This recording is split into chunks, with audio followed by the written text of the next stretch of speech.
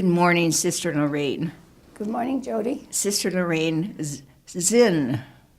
Sin with an S and What? two N's, please. Yes, S-I-N-N. I don't know why the extra N, whether it's good or bad. Why isn't it Z-I-N-N? Well, I really don't know, but I was reading a book on my great uncle, who was a priest. Then it's called The Bishop Jots It Down, and it gave the history of our country way back in the early 1800s. Mm-hmm. And then it referred to the Sinn Féin. So it's very German. Yeah, it is very German. Mm-hmm. Do sisters in the congregation mix you up with Joan Zinn? They don't mix me up, but they always try to make mine a Z instead of an S. Well, we remember that now, S-I-N-N. And you're currently living at? Weber. For how many years have you been here? I just completed 4 in August, so I'm into my 5th year. Was that a big transition for you? After 42 years in Florida, yes. Oh, my. Oh, my. Weather alone. Weather and friends, yeah. Weather and friends and water. Right. Weather and The friends ocean, and trees. Scenery. And weather's great. Would you have been in the line of the recent Irma hurricane? I don't think so. Mm-hmm. No, I don't think it hit that much. I wasn't really keeping track of it as long as I was up here. Yeah. From what I surmise, reading the Judy Rimby's words about the Irma, our sisters are all safe. They were all in a safe place, yes. That I know. Thanks be to God. And now Puerto Rico, is being hit. Yes. You are a native of Florida? No, I'm a native of Michigan. Michigander. Mm-hmm. Okay. Which part? Where were you born, Lorraine? Well, no one knows where it is. It's Morris, M-O-R-R-I-C-E. Mm-hmm. And it's halfway between Flint and Lansing, just off M69 Yes. now. It used to be 78. Mm-hmm. They put a new That road was through. beautiful farmland at one point, was it not? We had 110 acres, but we lived in town, about a mile in. What did you grow on your land? Everything. Everything. Wheat and corn and oats and soybeans, and of course the seasons. And then we had cows, and Oh, we lucky. probably had around 5 cows at times, and then we had pigs. There were probably 30, 40 of them. When they have a litter, Do any of your siblings maintain the farm now? No, we sold it to my uncle that had 14 children. So Well, how many children in your family? 6. 6. But my father went into carpentry, and then he ended up building homes. Are you the oldest? No, 3rd oldest. 3rd oldest. And do you have any siblings your age or Still living. still living? My sister, I have one sister left, and she's a year and a half younger than I. She lives in Mason, Michigan, near Lansing. And my youngest brother, he just turned 70, I think, but he lives in Morris. Never moved away. Never moved away. Well, I bet it's changed, though. But he did go. We thought we were the only sins in the whole world. Mm-hmm. And until my brother went to the army, and he went to Germany, and I said, I didn't know we were at war with Germany. And he said, we aren't, but we have to hold our line. Oh. And so he said, oh my gosh, he said, I got over here. And he said, there are as many sins in Germany as there are Smiths in the United States. Wow. He was shocked. And felt right at home. Yeah. Yeah. Oh, that's wonderful. Now, in Morris, M-O-R-R-I-C-E, Right. I've never known Adrian Dominicans to have a school there. How No. did you come to know our sisters? Well, they came out from Owasso for catechism. And it's about close to 15 miles from Morris. And they would come out on Saturdays. My aunt would go pick them up. And then she'd take them over afterwards on Saturdays. Then she'd take them over to Durand. And then a lady from Durand would take them back to Owasso.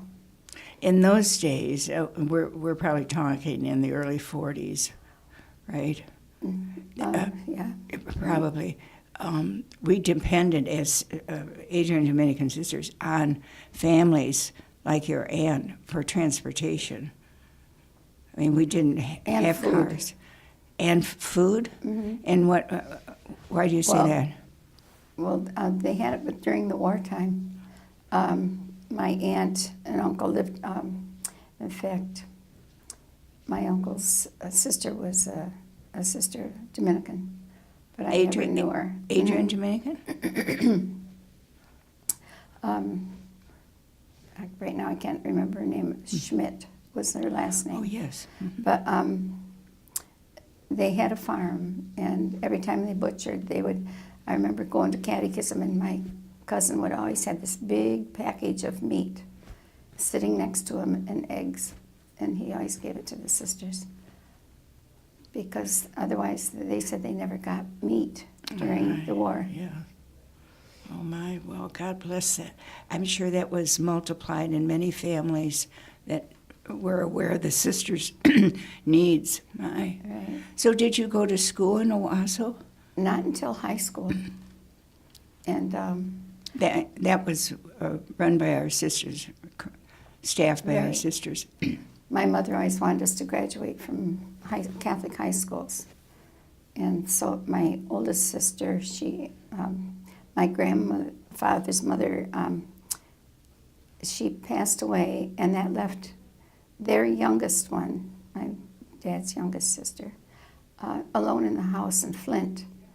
And they didn't want her living alone, so they sent my oldest sister to high school there in Flint. So she finished in Flint. And then my father's youngest brother's mother-in-law passed, and she had a Model A, but she never drove it. It was in mint condition. So she sold it to my father for $500. Oh, my heavens. And so we got to ride, my brother and I, Model T. in Model A. Model A. A's came before T's. Yes. No, that's how you named them. Yes, I do remember. And so, excuse me. So my brother and I went the first year. And he was a junior, and I was a freshman. The next year, all the 5 of us went, plus a neighbor girl. Oh. And then after that, my brother he was graduating. And my mother said, "You can all come back to Morris now." And I told her, "No, I'm not going to." She said, "What do you mean, young lady?" I said, "Well, I learned better at with the sisters." Mm-hmm. Yeah, they seemed to teach a lot more and were more into what you needed to know, So, Lorraine speaking her truth. yeah. Yes. Was Sister Leslie at the school at the time? Yes, Leslie Hartway? She was new then. In fact, during one of her classes, and all of them had to teach their own English, I think it was, something like that. But she said, "Excuse me for a few minutes, class." She said, "I have to step in the hall. My brother's coming in from the Army or whatever division he was in." And she said, "He's stopping here on his way to see our mom in Detroit." And so she wanted a few minutes with him. So we were as quiet as mice. She stepped out in the hall, Yeah. probably. Yeah, and we were so good, I couldn't believe it. Oh, You know. my. I didn't think public school would No. have that discipline. So When did your desire to become a sister rise up in you? it was around 5th grade. You were in public school Well, then, correct? Yes, but I lived right across the road from the church, so my mother had all of us there for every little novena and everything else. And I think it was just from all the stories, and and the priest would come over to us. In fact, they sometimes they'd bring the priests over for a haircut because my father cut hair, That wasn't his Yeah, occupation. occupation. But my He uncle did a good job. Yes, and everybody knew it because my uncle that had 7 boys. Well, after catechism, he'd always get 2 or 3 of them, to cut their hair, and so he did a lot of priests. So how did you even know about sisters? I mean, I really didn't, but I studied the Sunday Visitor. Our Sunday Visitor. Sunday Oh, Visitor. my heavens. I'd pick it up every Sunday, or my mother would, and then I'd read it during the week. I didn't want her to know. So when did you declare this to the public or to your family? I think, well, it was probably just a couple of weeks before graduation. It wasn't long. And I didn't want to because I always figured my younger sister would talk me out of it. Not your parents would talk you out of it. Oh, no. Oh, no. Mm-hmm. Because I think my mother thought my oldest sister was going to be a sister. And she went to Nazareth College after her high Well, school. how did you get ready then? I mean, they were all right with you becoming a sister, correct? Yes. Mm-hmm. But how did you get ready so quickly? Because you entered right after. Well, we got that little envelope in the mail that gave the directions how to do it and what you had to bring, and we went to it. And if you can pack a trunk. Oh, in about 2 weeks, I did. And Lorraine. all my friends, well, probably 5 of them. I mean, including my sister and I. There were 5 of us that lived in town that were Catholic, and we always got together and walked the streets on Sunday. Were there any other women from Wasso that entered when you did? I thought they were going to, but they didn't. Mm-hmm. But a few years later, Krista? Joanne Steckschulte, Oh, yeah. her sister Betty. Mm-hmm. She was about 2 years ahead of me, but she taught in a one-room class, one-room Yes, schoolhouse, and for a few years, and then she entered. And Krista was in my youngest brother's class, I think. Yeah, middle brother. Mm-hmm. And then, Well, I know you were a year ahead of me in the novitiate, and I knew you then as Sister Dolorita. How did you happen to be assigned or given, or did you ask for that name? heavens, I didn't ask for it. There were 1,750 ahead of me. What do you mean, 700? 1,750 sisters When you ahead of me when I had to choose a Oh, my name. heavens. That's what they told me. And they said, no 2 can be alike.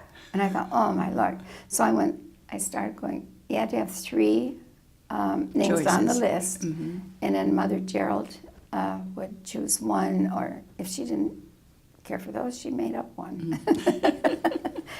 So I held our crowd up for 3 days trying to think of a name that wasn't already taken.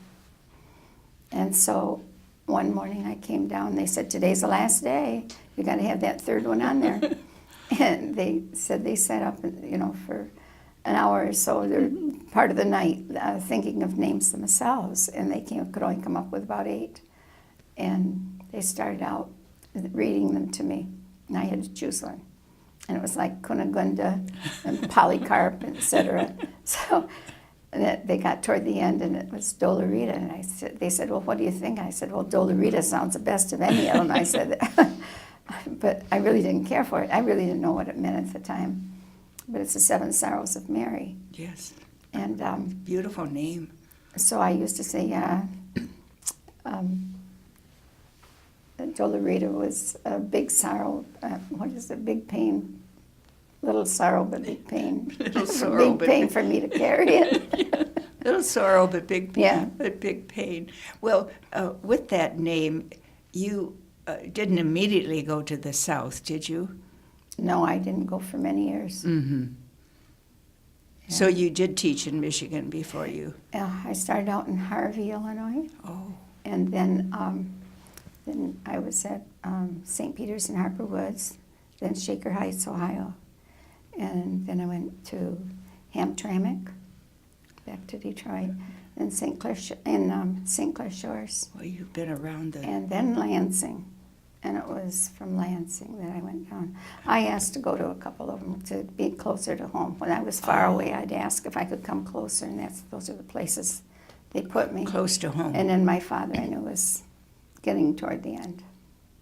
So you were around when he passed? I wasn't. Oh. I mean, I was called home at the time, but you had quality time with him. And I spent a few days with him at the hospital in Lansing. And I got back to Florida and getting off the plane, and Sister Joan Petz met me, and she said, "Lorraine, I'm sorry to say," and I said, "He passed." Yeah. And she said, "You want to turn around and go back?" And I said, "No, I'll No. change and then go back." So, Well, seeing that you spent 42 years in the South, are there one or two places that you particularly delighted in, or was a happy moment for you? well, I think Harper Woods was. Here in Michigan? That I And was why is still that? young. I was in probably 10, 15 years by then.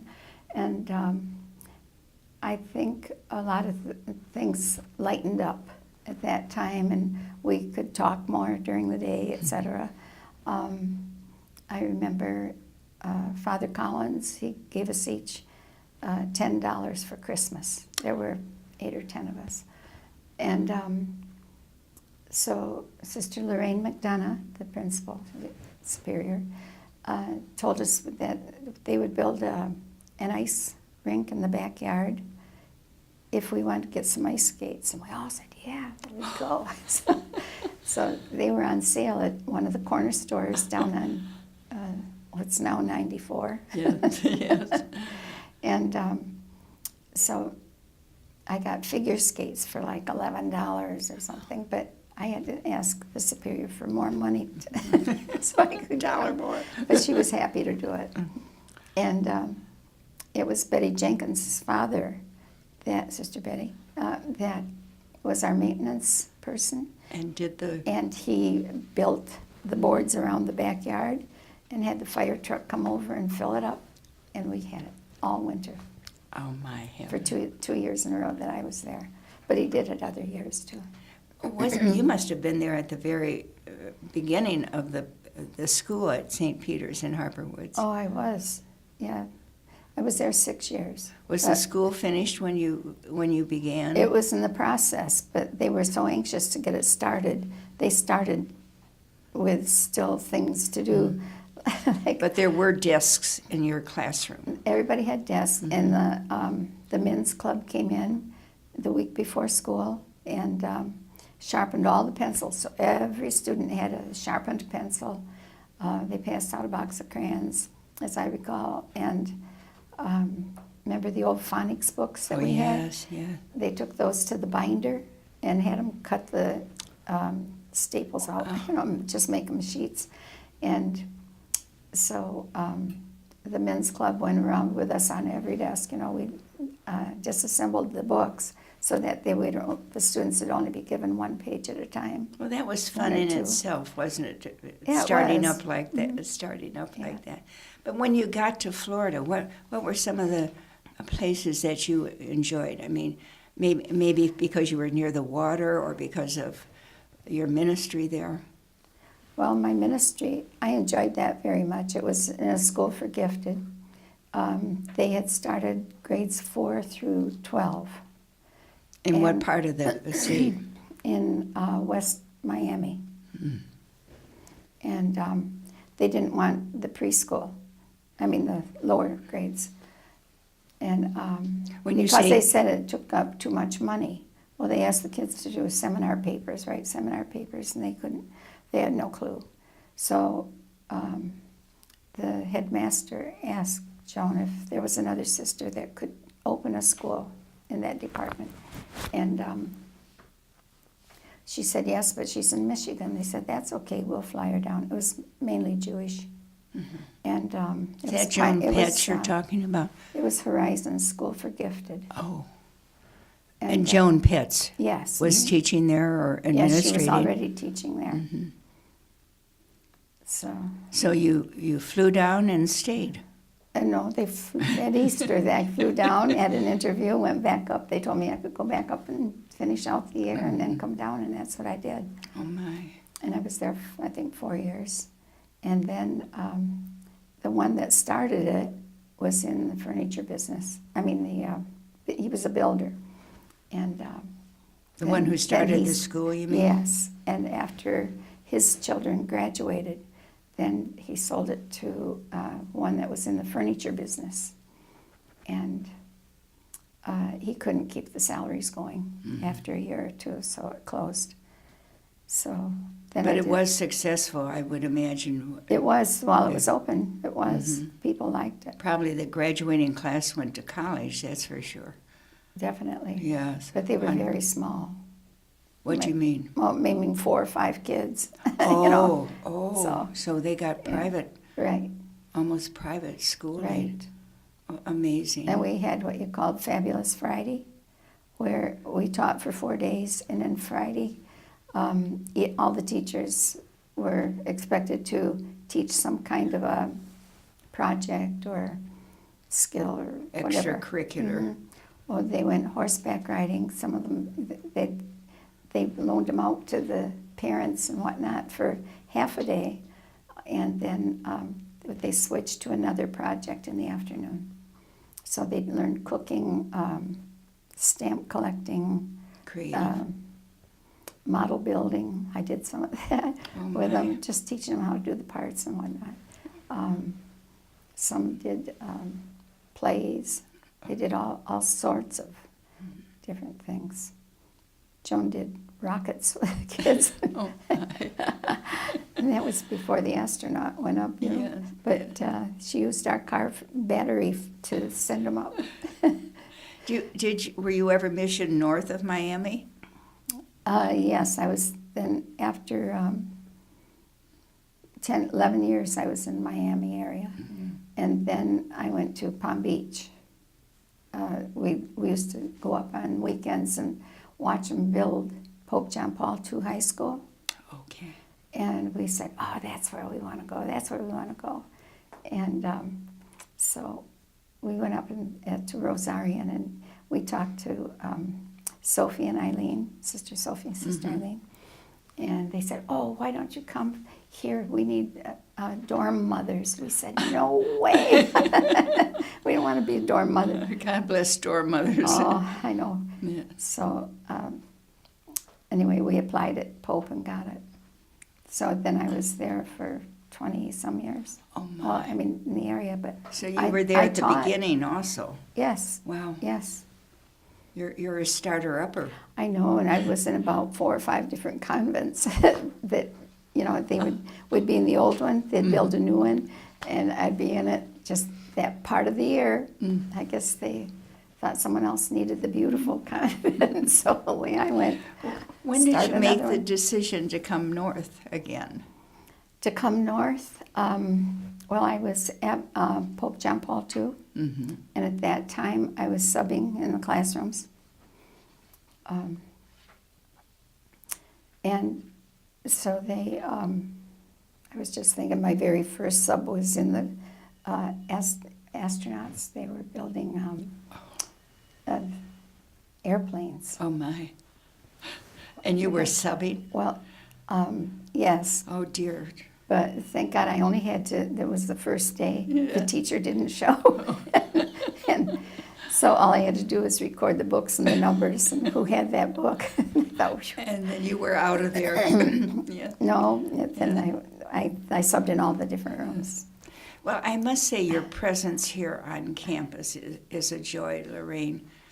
I mean, so many of us have gotten to re-know you because you were away, what we felt was away so long. But you're so attentive to our sisters. Does that come from your family, a large family? And Well, not so much. Is that just your natural heart? I think it might have come mostly from my father, because he was always reaching out to other people and helping them. And my oldest brother did the same, like at Thanksgiving. I mean, he had a big family, he had 7 children. But even though they were little and middle age, whatever, he would always go shopping for groceries, and he would load up the car for Thanksgiving and take it out to this poor family out in the country. But he did it every year. He did it more than once. We do reach out. I've often wondered why you are not in the poorhouse, because I see you taking pictures with your cell phone, correct, or your smartphone, and then developing them to regular photographs for the sisters. I mean, that is such a gift. Well, when I first started doing it here, yes, it was 30 cents a picture. And I found out that if I could go over the 50 mark, then it dropped to like 20 cents. And if I go over the 100 mark, it's 15 cents. Oh. So I try to make it the 100 mark. And then they're cheaper. Oh, no wonder you're not in the poorhouse. So, but yeah, because I'll do over 100 at a time, but I wait. And that's why some people say, "Did you develop those yet?" I said, "No, not yet." But can't you see the joy in the sisters' faces when you show they go, them? "Oh my God, that's good." Yes, yes. Plus, you're very generous with your time in driving the sisters and visiting them. In particular, I was moved by the care and attention you have given Kathleen Donnelly. Yes. Because she was. Did you know her in Florida? I knew of her at our assemblies, but I just knew she was in Florida. But Florida had a lot of sisters down there. I thought it was a lot. We must have been over the 100 mark. Yes. And so you don't get to know everybody unless you're in their same area. So the only time I really saw her was at meetings. But when I came up here, I noticed that she was having a hard time adjusting. Mm-hmm. And you knew what that adjustment was. Right. Mm-hmm. Yeah. But how many trips you have made from Weber to Regina to Maria? That's a record, I'm sure. No doubt. A lot of times I do it twice a day, but not just for her. There are others, Jean Rosaria. Fish, and you're fortunate to have many members of your crowd here on campus. Yes, there are 11 of us. My. And 6 still out on mission. Amazing, amazing. Is there anything in your experience that you would like to share, some words of wisdom of what you have captured about life and you wish you knew when you were 20 or 24? Well, I think it's just reaching out to people and, just looking at them, smiling as you go by and ask them how their day is. And that's how I have so many friends, I guess. I would say, I know everyone feels like you're be aware of their people. friend. Yeah. Yes. Well, God bless you. And thank you for your time this morning, Lorraine. I don't think we've missed anything, have we? Is there any? Oh. I should say you're putting 83 years into 15 minutes. I know. More like 30. God bless you. Okay.